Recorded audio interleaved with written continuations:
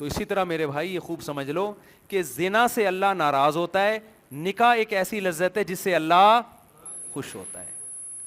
سمجھتے ہو نا؟ اگر آپ کا دل چاہتا ہے کسی لڑکی اچھی لگتی ہے, بہت سے لوگ کہتے ہیں کیسی باتیں مفتی صاحب کر رہے ہیں, حالانکہ ان کو بھی لگ رہی ہے بہت ساری, دل میں ان کے ہے کہ یار بالکل ٹھیک کہہ رہے ہیں, اپنے بارے میں ہر آدمی سوچ رہا ہے, تو اس کو نکاح کا پیغام بھیج دو. سمجھتے ہو؟ اس سے کیا کر لو, شادی کر. اس بارے میں کسی کی بھی سننے کی ضرورت نہیں, یہ اللہ نے رکھی ہے صلاحیت آپ کے اندر. نکاح کا پیغام بھیجو, کسی کے کہنے سے باز نہ ہو, اس سے شادی کر کے بیوی بنا کے گھر میں رکھو.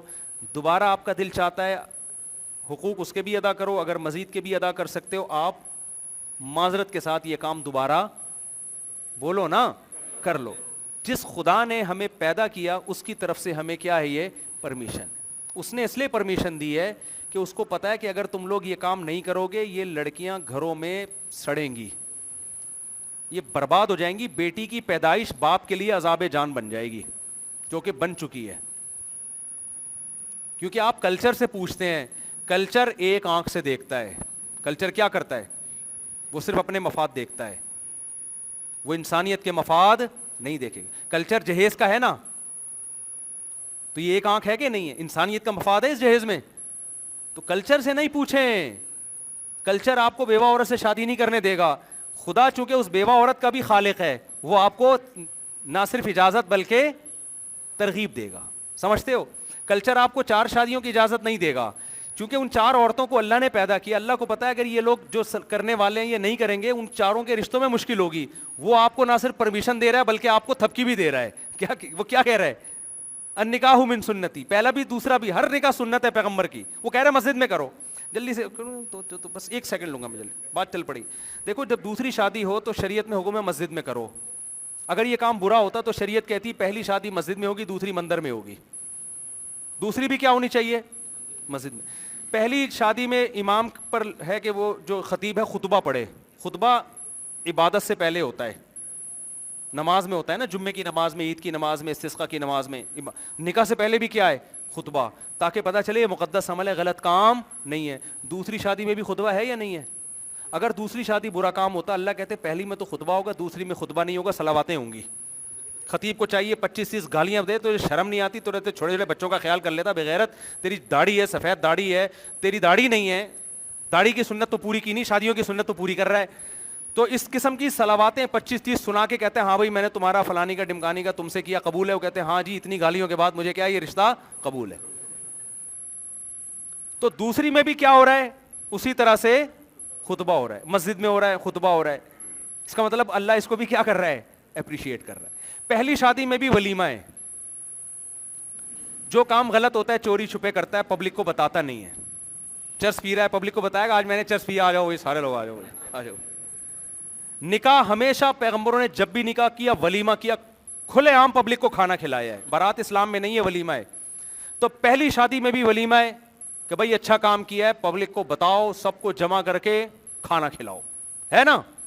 اور حدیث میں آتا ہے ولیمے کی دعوت کو بھی مت ٹھکراؤ. کسی نے شادی کی, تمہیں بلایا, دولہے کو اپریشیٹ کرو, جاؤ ولیمے میں, اپنے عمل سے بتاؤ بھائی خاندانی کام کیا, تبھی تو شرکت کرو دعوت میں. حدیث میں آتا ہے جس نے ولیمے کی دعوت ٹھکرائی اس نے میری نافرمانی کی. کیوں؟ آپ اس کو اپریشیٹ نہیں کر رہے شادی پہ نا, یہ کھانا نہیں ہے اصل میں, تو یہ اپریشیٹ کرنا ہے. تو پہلی میں بھی ہے ولیمہ, دوسری میں بھی کیا ہے. اس کا مطلب اللہ پہلی پہ اتنا خوش ہو رہے ہیں اتنا ہی دوسری پہ بھی خوش ہو رہے ہیں. اللہ میاں کہہ رہے ہیں بھائی کیا ہے, پبلک کو جمع کر کے کھانا کھلاؤ, لیکن میں نے دولوں کی کانپیں ٹانگتی ہوئی دیکھی ہیں. پہلی پہ تو کھلا رہے ہوتے ہیں, دوسری پہ پھیکی پھیکی مسکراہٹ لے کے چھپتا ہوا 4 آدمیوں کو چھپڑ میں لے جا کے کھلا رہا ہوگا. تو اور بھی بہت کچھ ہے, وقت بہت زیادہ ہو گیا. یہاں بزرگ حضرات بھی بیٹھے ہیں, وہ غصے ہوں گے, یار کیسی ہماری جوانی میں یہ باتیں کرتے, اب کیا کریں. ایک بوڑھا مجھ سے ملا, کہنے لگا یار مجھے اس کا افسوس نہیں ہے کہ میں نے دوسری نہیں کی, مجھے اس کا افسوس ہے کہ آپ جیسا مجھے جوانی میں کیوں نہیں ملا. کہہ رہے ہیں یا تو اب بھی نہ ملتا نا, حسرت لیے بغیر دنیا سے چلا جاتا, اب کیوں ملے. تو دیکھو لوگ اس کو انٹرٹینمنٹ کا ذریعہ بنتے ہیں. بیوہ طلاق یافتہ عورتوں کی بھرمار ہے معاشرے میں, کوئی شادی دفتر کھول کے بیٹھا, اس سے جا کے پوچھو مسائل لڑکوں کے ساتھ نہیں ہیں, مسائل کس کے ساتھ ہیں؟ لڑکیوں کے ساتھ ہیں. بیٹے پرابلم نہیں بنتے, بیٹیاں پرابلم بنتی ہیں. رشتے ہی نہیں ہے مارکیٹ میں, تو جو ہیں ان کو چاہیے کہ ایک کے بجائے 2-4 کا بوجھ اٹھا لیں وہ. اور یہ انٹرٹینمنٹ ایسی ہے جس سے اللہ ناراض بالکل بھی نہیں ہوگا, کیونکہ اللہ نے مرد اور عورت کو ایک دوسرے سے دور رہنے کے لیے پیدا نہیں کیا ہے, مرد اور عورت کو ایک دوسرے کے لیے پیدا کیا ہے. اور حدیث میں نکاح کی ترغیب ہے, فرمایا لا تکونوا کرہبان النصارى تزوجوا, عیسائیوں کے پادریوں کی طرح نہ بنو. پادری کہتے ہیں ہم اللہ اللہ کریں گے بس بیٹھ کے, فرمایا نہیں, کثرت سے نکاح کرو, اولاد کثرت سے بڑھاؤ. یہ اولاد بڑھاپے میں آپ کے کام آئے گی, یہ خاندان آباد کرے گی آپ کا, رزق دے گا وہ اللہ.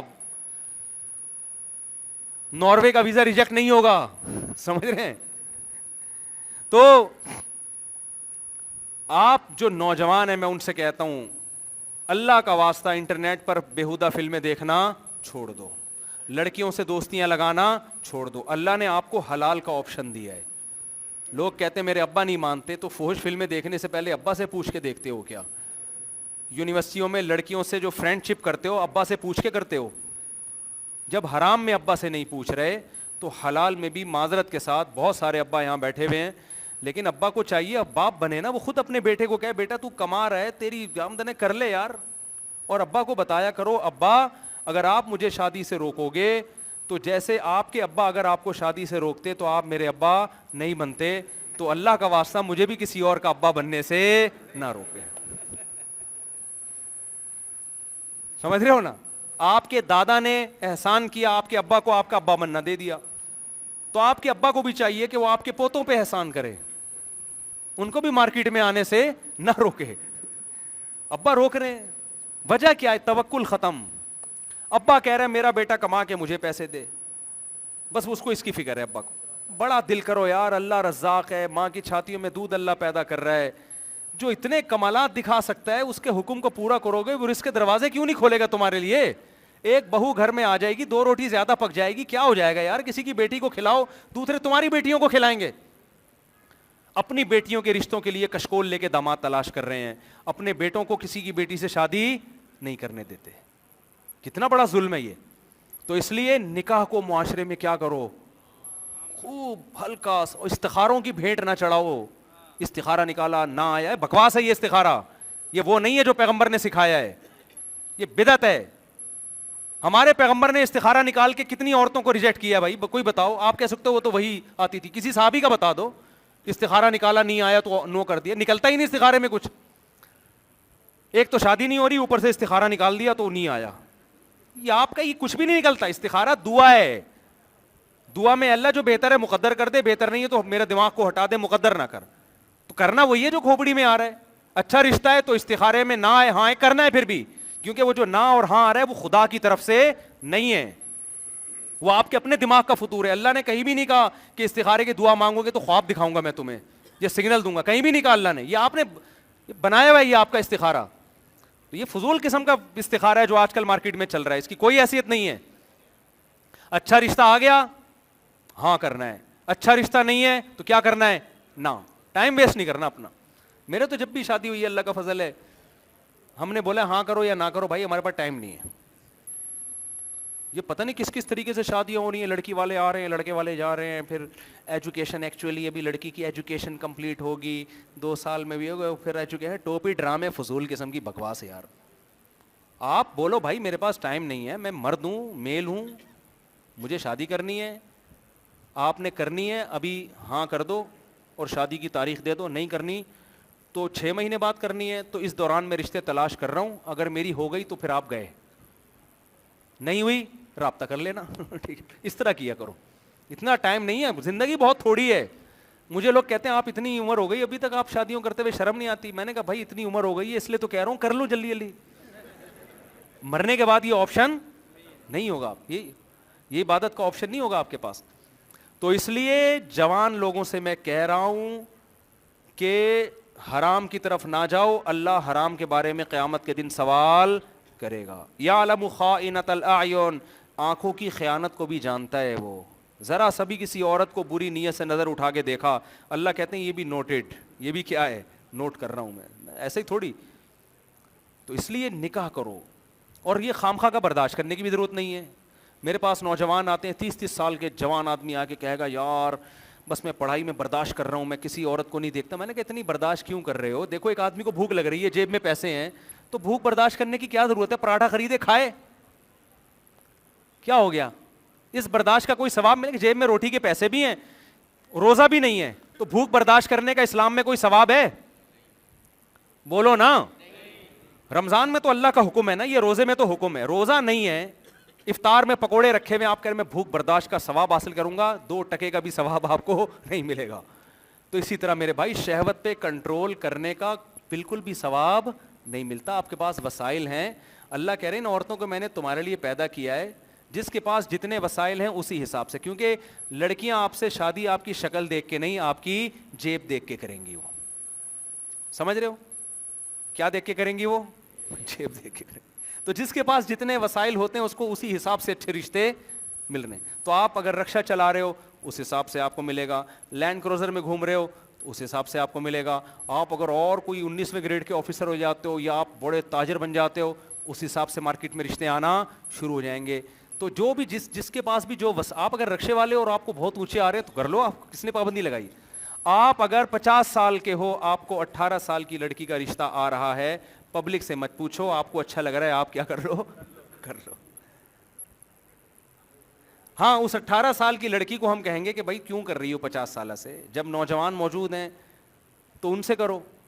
لیکن اگر اس کو پھر بھی سمجھ میں نہیں آ رہا ہو کہ نہیں مجھے 50 سال والے سے ہی کرنا ہے, تو جب میاں بیوی راضی تو آپ کباب میں ہڈی بننے کی کوشش مت. میں ان کی بات نہیں کر رہا جن کی آپ سمجھ رہے ہو, ان سے مجھے بالکل بھی اتفاق نہیں ہے.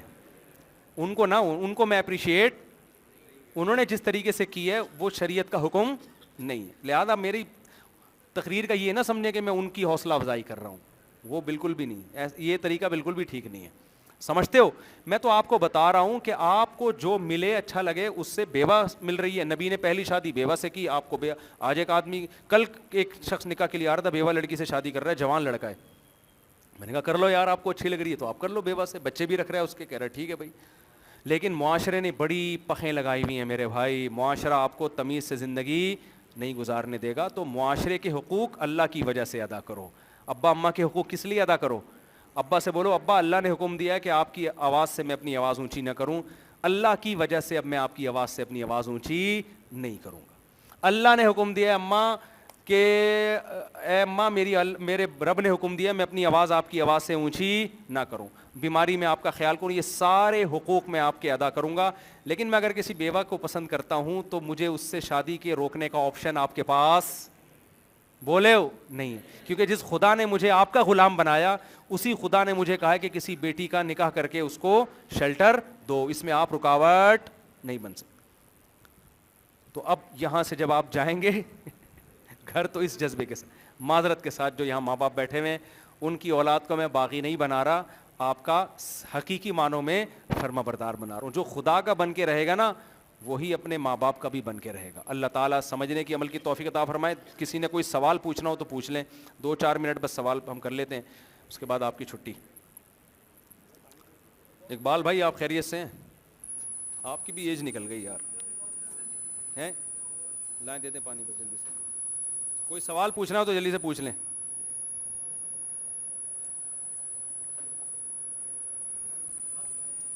چلیں بس ٹھیک ہے, پھر دعا کریں.